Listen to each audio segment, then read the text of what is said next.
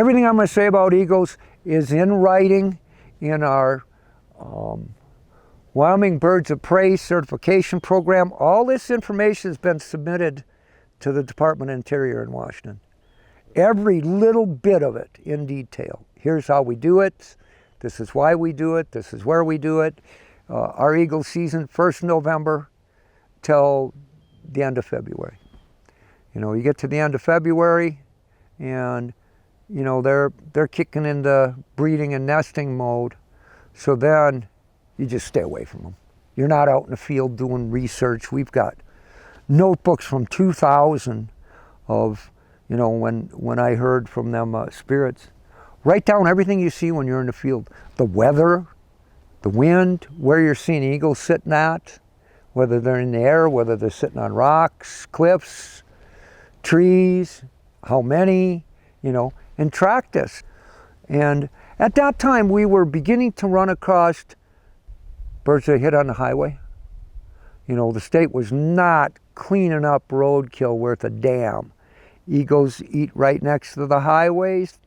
They get full. They go to fly. Tractor trailer comes through. Those big box trailers. They can get up in the air, but there's enough backdraft, and you could see it. The way they were injured, that would pull them right up and slap them against the side of that trailer, and they'd be there dead. So in our travels about, we begin to notice those. And we know, we can see, it has to do with all this roadkill laying around that nobody's cleaning up. There was a point, it didn't take too many more, where I'd call up north. Talk to Uncle Gus. Uncle Gus, we're pretty much in good shape. Why are we continually finding more of these eagles and having these visions, and it just won't stop, and it's hard on you? Well, there must be something else they're trying to show you, okay?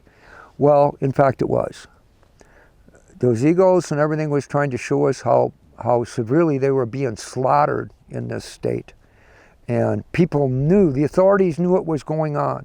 So in actuality, legally, they were knowingly complicit in it because they knew about it and didn't do anything about it. But there used to be so many birds electrocuted, you know, and these were U.S. Fish and Wildlife law enforcement numbers, winter of 06-07. This was printed in the Casper Star Tribune. There's a section they did 4 times a year, Energy Times. And here's U.S. Fish and Wildlife, these 2 guys, Dominic Dominici was in town here and his buddy, whistleblowers.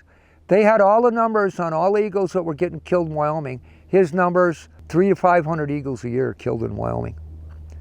And they had the numbers. Their deal was, I found out after our court case that evolved from this. He said, you know, the problem with it, we knew they were getting killed at these numbers between road kills, oil field. Most of it was electrical transmission lines that were not up to aviary code and never were. You know, we found places, configurations where, after we learned it, some of those power lines have been there since 50s and 60s or whatever, and they killed eagles every year. And people knew about it, and they never did anything. They ignored it. So here we have, that kind of helped our court case we won, because here's U.S. Fish and Wildlife numbers, and that's what we told them. We're just checking out a relatively small area, and we're finding, we shouldn't be finding all these eagles. We assume you throw this out over, you know, maybe we're doing 50 to 100 mile radius of Casper. Now expand that out to the whole state, and that's what we told them.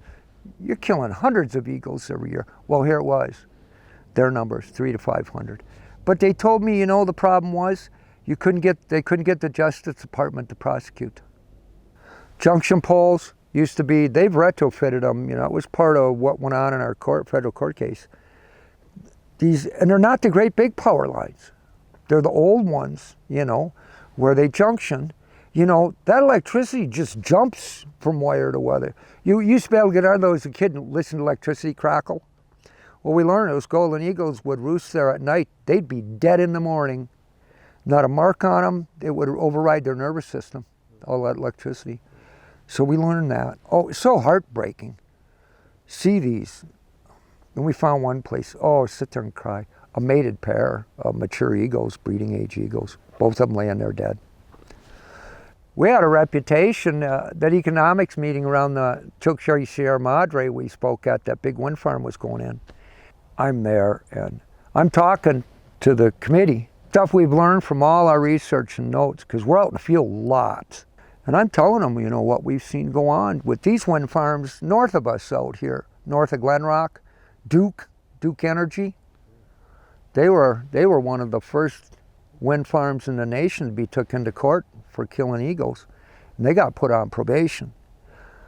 They killed so many. There's all wintering grounds where they put all these wind farms, and there's that lift, that hill. That's where those eagles were. So a lot of your wind farms will go right on an eagle wintering location. So they kill not just your local eagles, but all your eagles that come out of Saskatchewan and out of the big mountains come into here for the winter. So they're killing them. My relations up north, they knew we were involved in a lot of preservation work. They say, you know, Steve, our golden eagles go to Wyoming on their winter vacation. You know what? They don't come back. They don't come back. They knew. I said, you're right. They kill them down here. They kill them like crazy. There was golden eagles that wintered right here. Always. You run ceremony, you'd have golden eagles all the time. They put in those wind farms, and we tracked the numbers. We had firm numbers. They knocked their numbers down by probably 70% in 2 years before Justice Department drug them into court. First wind farm company in the nation to get drugged to court for killing eagles. Put them on probation. Made them actually do something. We really pushed, because we researched it. Avian radar. Military uses them. They're not having bird strikes on these billion-dollar jets, you know. And there's a vertical radar and a horizontal radar.